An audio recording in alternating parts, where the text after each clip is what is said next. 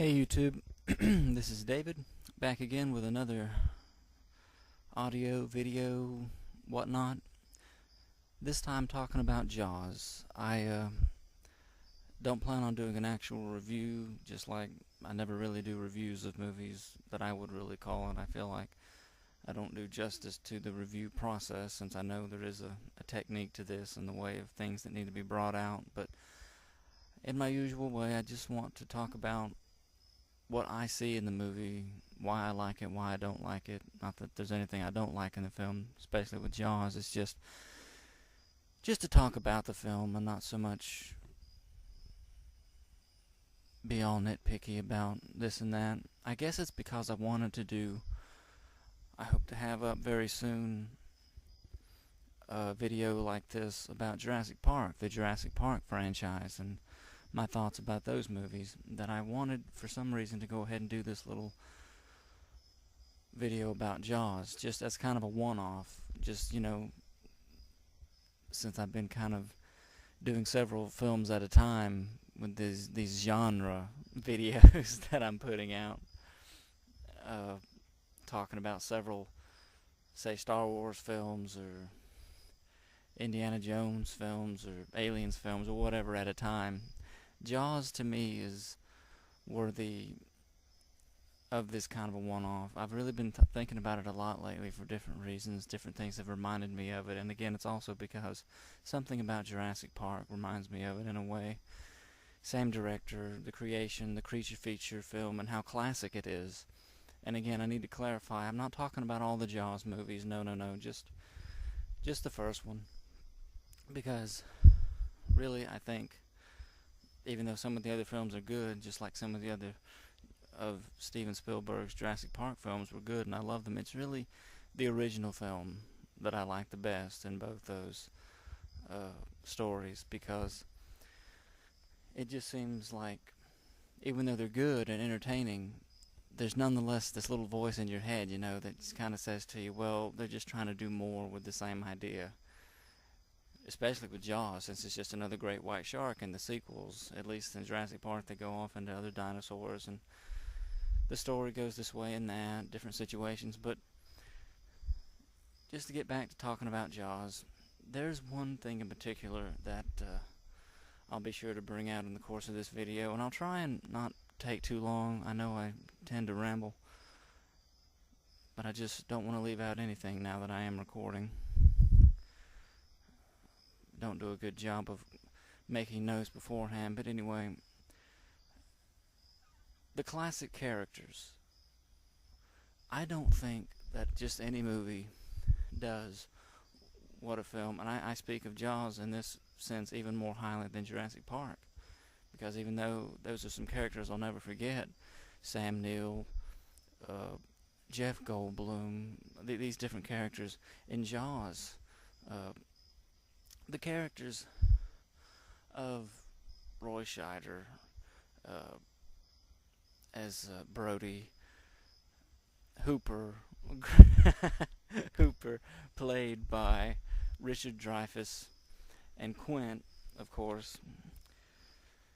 I'll never forget. I'll just never forget them, And I don't think just any film really accomplishes that, but that one certainly did. And really, the situation and the story itself kind of complements what I'm talking about, and as much as a good bit of the film is them on land, the situation's brewing, there's a shark that's got to be taken care of, and then the rest of the film is just these three characters trying not to kill each other because they're so unique in their own places. So the personality conflicts and even the not really class warfare between Quint and Hooper, but you know the little thing they had going before they kind of became friends, and then before the shark was just proved to be too much for them in the end. You know what I mean. That's what I like best about the film, those characters. You've got this classic intro for this character that dun dun dun dun dun dun dun dun dun dun dun dun dun dun dun dun. And let's face it, that was so great, and it's even more great as time goes on because it's it's sealed in the mind. You know, it's just there, cemented. That when you hear that, you think of one or two things or both. You think of the water and you think of a shark. You don't think of something on land and you don't think of a dog or a cat or a cheetah, an elephant. No, no, no, no, no. You're thinking about a shark whenever somebody spoofs that music in a film these days, or they play that, because that's the Jaws music. That's about a great white shark. So get out of the water. People probably, if they're in the pool and they, or in the lake or something, and they maybe in a river and somebody starts making that noise, they probably just want to get out of the water altogether because that's what it did to you. And again, I don't want to really talk so much about everything in the film step by step, but just to say that Roy Scheider, may he rest in peace, as the chief of police, is not his signature. Is that the way people say it? His signature role. He's done so many other things, but it's just the thing that's most memorable from what I've seen him in. And really, to an extent, even though I have Richard Dreyfuss forever in my heart, as it were, from What About Bob, his younger days, for just a few years really, as Hooper in that film, I'll never forget it. And, you know, his wife, I can't recall her name, the actress's name, but how emotional she was when he's having to leave and get on the boat. They don't know when they're going to be back. They don't know how big a deal it's going to be to try and catch this monster shark. It hasn't really gotten into their mind yet, just how big this monster is that they're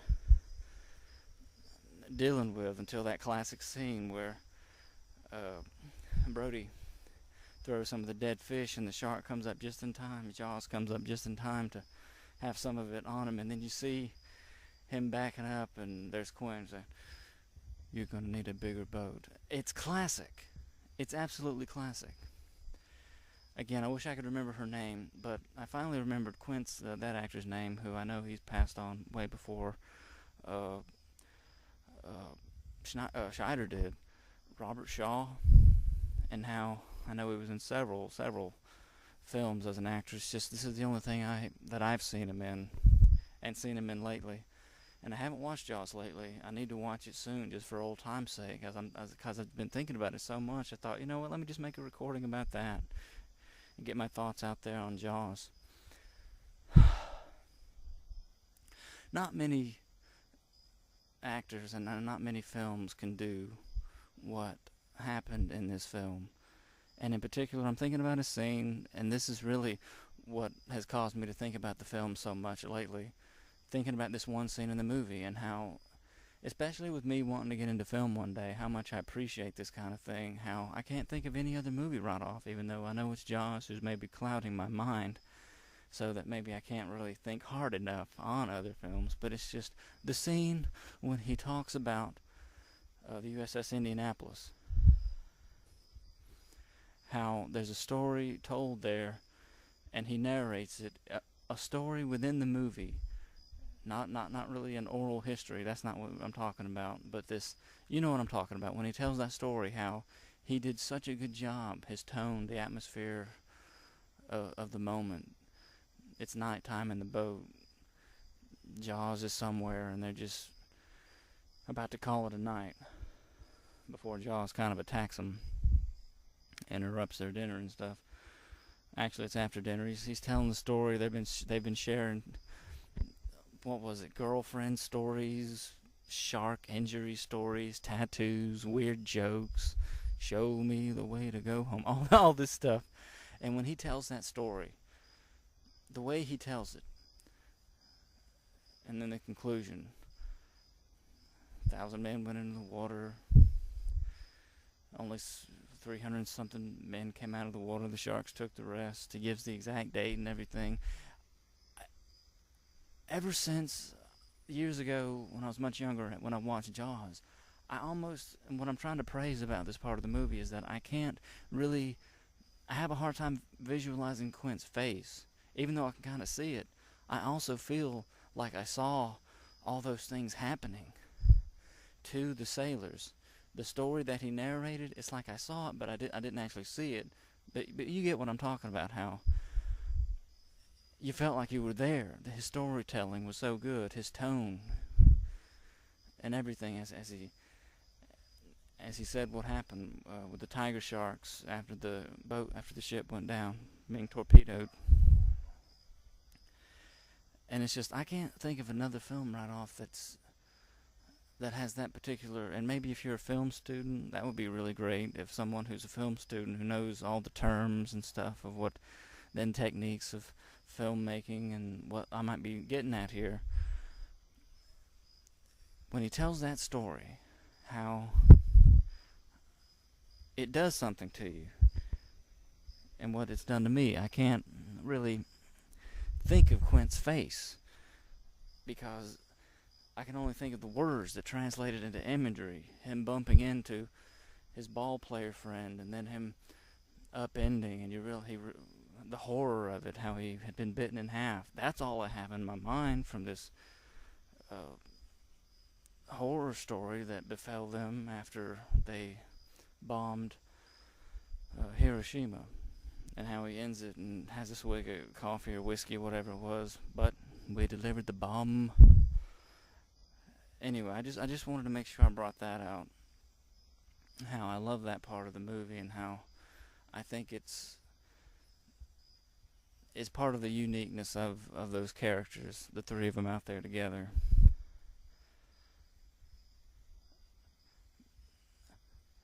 Other things that have caused me to think about the film recently are all these, I don't know the YouTuber's name right now, who's put together all these little recut scenes that make it seem like a comedy or something. These little minute-long clips of Hooper destroys the boat, or Quint kills Hooper. The cut scenes where they cut it up and make it look like they do each other wrong and stuff, and I don't know. Probably shouldn't even get into that. But that's just another reason why I've been thinking about it lately, because I stumbled across those videos, and I watched a few of them. Some of them are pretty funny. But yeah, this is the kind of thing that I wanted to bring out. Just the creature feature thing that I think is just so much better than just 1,000 B movies where it's just some kind of a mindless story and a creature, maybe some mutated dinosaur or whatever. This was about something plausible, Islanders, their economy is largely tourism and beach stuff. And then there's a shark that comes along. What are we going to do? The drama of the beach staying opened, and the scene where the woman slaps Brody. You knew there was a shark out there, but you let people go swimming anyway. And then the mayor, Vaughn, saying, I'm sorry, Brody, she's wrong. And there's Brody, is like, no, she's not. To know what was on him, and how he had to take care of business. And then it's like, it seemed like his son, like the shark was after his son. Then his son was in shock from almost having face-to-face encounter with the great white. How it became this personal thing that, of course, they kind of ran into the ground with the thing about it's like the shark is haunting the Brody's family as the movies go on. It's the sharks are coming back to eat his family and stuff. But the first film is what I think, of course, did it the best. The whole thing at the end, shooting the tank, and his laugh. Fire, you son of a... He finally gets it. He hits it. The shark blows up. Oh, man. And you laugh so hard with him. It's like, it's kind of like a little bit of madness, but victorious kind of a thing that was just so great. Something else that made it classic. And, well, like I said, I'm gonna try and keep this short. This is really just kind of a preview for to get myself psyched up about Jurassic Park, because in that's a case where I will be talking about or giving my thoughts on all three of the movies: Jurassic Park, The Lost World, Jurassic Park 3, blah blah blah. So yeah, I really want to go inside and watch Jaws now, just from having come out here and talked about these few things. There was something else that I need to go ahead and try and get out just before I close, an intensity of the characters, because it was no laughing matter. This is something else. It wasn't a joke, it's not a comedy. This shark has killed people. It's got to be caught and killed and dealt with, and for people to know that it's not a problem anymore. Just, on so many levels. They hire Quint, and then they go out there with him. The whole thing from the beginning with Brody saying, well, it's my charter. Yeah, it's your charter. It's my vessel, Quint says.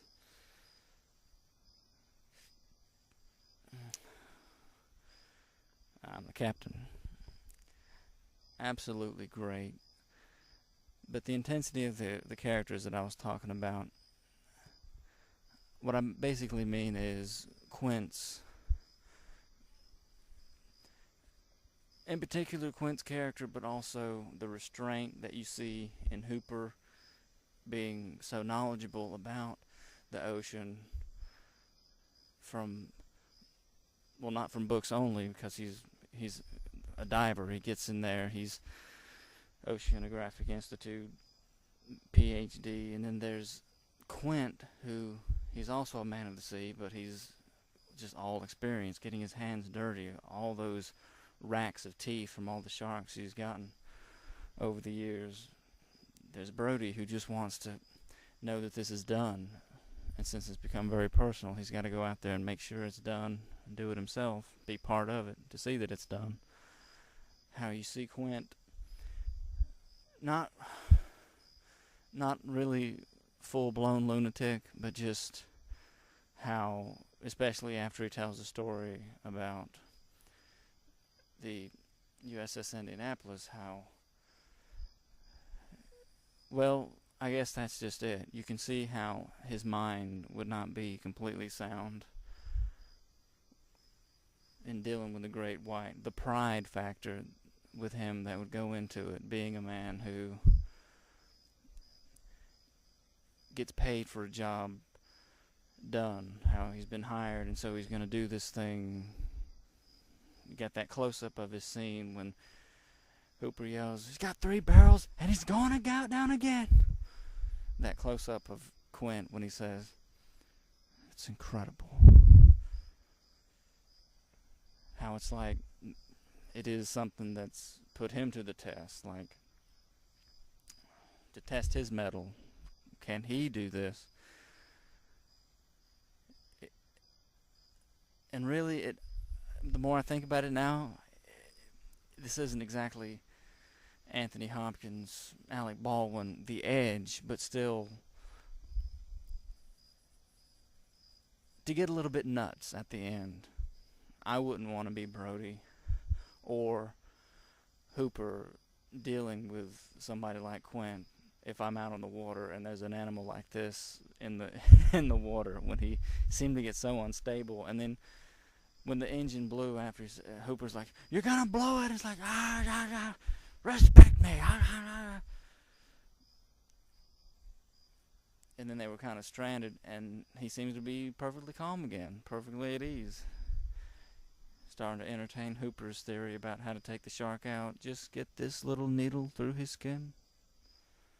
That shark would tear up that cage in 5 seconds. You got any better suggestions? The intensity of it. Hooper going down. Yeah. And then how the ending music. Quint's died. The shark got him. Brody blows up the shark. How do we get back to shore? We get in our boats. We got a couple barrels left, and they dog paddle back to shore. What day is it? I think it's Tuesday or Wednesday. I forgot what day they said it was, but how even the music puts you into a whole different. It's not exactly a happy ending, and yet it is. So one more person died trying to deal away this shark, this monster beast in the water. But yeah, I guess I've talked about it enough. I definitely got to watch it soon. I need to watch it where other people in the house know it's happening too, so we can maybe discuss the film. No. Hopefully in the next video we'll get into Jurassic Park and onward from there. Thank you for listening to me, if you've listened to the end especially, and we'll see you in the next one. Take care.